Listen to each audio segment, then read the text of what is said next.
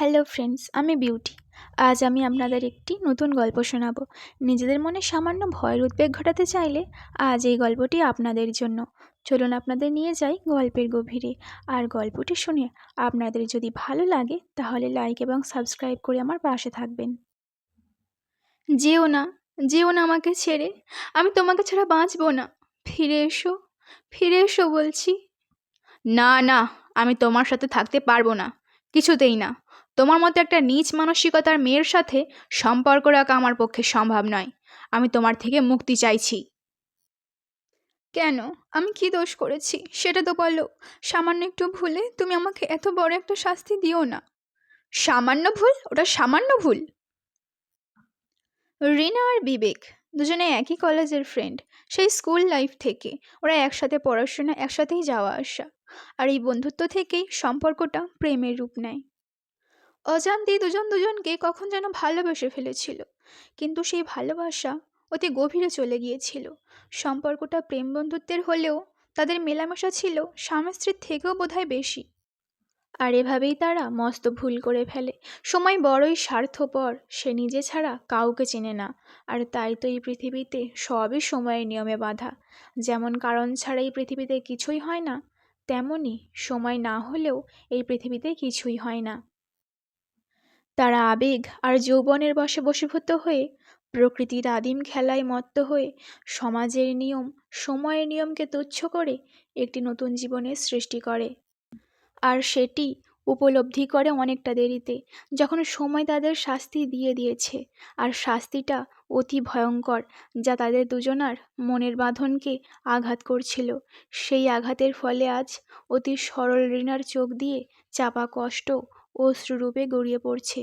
আর সেটার অতি কঠিন কারণ তারই ভালোবাসা, বিবেক। তাই রিনাকে আজ তারই জীবনের যত ভুল আর যত পাপের অনুভূতির অনুশোচনা গ্রাস করে। আজ সে বড়ই অসহায়, বড়ই একা। আর বিবেক, সে তার নিজের ভুলটিকে গুরুত্ব না দিয়ে রিনার ভুলটিকে বড় করে নিজে সে আরও বড় ভুল করতে থাকে। সে রিনাকে আরও মানসিক আঘাত করতে থাকে। সে একবার নিজে কল্পনাও করেনি যে সে আঘাত কতটা তীব্র, কতটা যন্ত্রণাদায়ক। আর সেটার পরিণাম যে কতটা ভয়ঙ্কর হতে পারে সে দুঃস্বপ্নেও ভাবেনি। কালবৈশাখী ঝড়ের পরেও যেভাবে আকাশ কালো মেঘে ছেয়ে থাকে, আর তারই নিচে পড়ে থাকে ঝলমলে ঘাসের নেতিয়ে পড়া অবশিষ্টটুকু, সেভাবেই রিনা আজ মেঝেতে লুটিয়ে পড়েছে। সে বড়ই ক্লান্ত, কিন্তু এতে তার প্রিয়তমর যেন কিছুই যায় আসে না। তাই তো সে রিনার প্রতি দৃষ্টি এড়িয়ে গটগট করে হেঁটে চলে যায়। একবার পিছন ফিরে সে দেখেও না। কপালটা কপালটা বোধহয় একটু বেশি খারাপ মেয়েটার। যাকে সে তার নিজের সবটা দিয়ে ভালোবেসেছিল, তাই তো আজ সে নিজেকে দুঃস্বপ্নের মতো বাস্তবের চাদরে মুড়ে সে চিরঘুমে তলিয়ে যায়, গভীর গভীরতম অন্ধকারে। পরের দিন বিবেক রিনাকে আরও কষ্ট দেবার আশায় পাবে যায়। পাবে গিয়ে পছন্দ মতো একটা ড্রাঙ্ক মেয়েকে ভুলিয়ে ভালিয়ে একটা রুমে নিয়ে গিয়ে অবৈধ কিছু ফটো তোলে। তারপর মেয়েটির জ্ঞান ফিরলে মেয়েটিকে ব্ল্যাকমেল করে মেয়েটিকে নকল গার্লফ্রেন্ড বানিয়ে রিনার বাড়িতে যায়, তাকে জেলাস ফিল করাতে। রিনার বাড়ির সামনে গিয়ে সে কলিং বেল বাজায়, কিন্তু কেউ দরজা খোলে না। সে আবারও কলিং বেল বাজায়, কিন্তু আবারও কেউ দরজা খোলে না।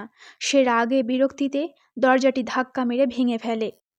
দরজাটি ভেঙে ফেলা মাত্র ঘরের মধ্য থেকে একটা গুমোট গন্ধযুক্ত বাতাস এসে তার মুখে ঝাপটা দেয়। সে তার চোখ মুখ সামলে নিয়ে সামনের দিকে এগোনো মাত্র সে রিনাকে দেখতে পায়, ঠিক দুদিন আগে যেভাবে সে রিনাকে শেষবার দেখেছিল। এই কথাটি মাথায় আসা মাত্র তার মাথায় আকাশ ভেঙে পড়ে। হঠাৎ করেই পিছন থেকে পিয়ালি বলে ওঠে, কে ওটা?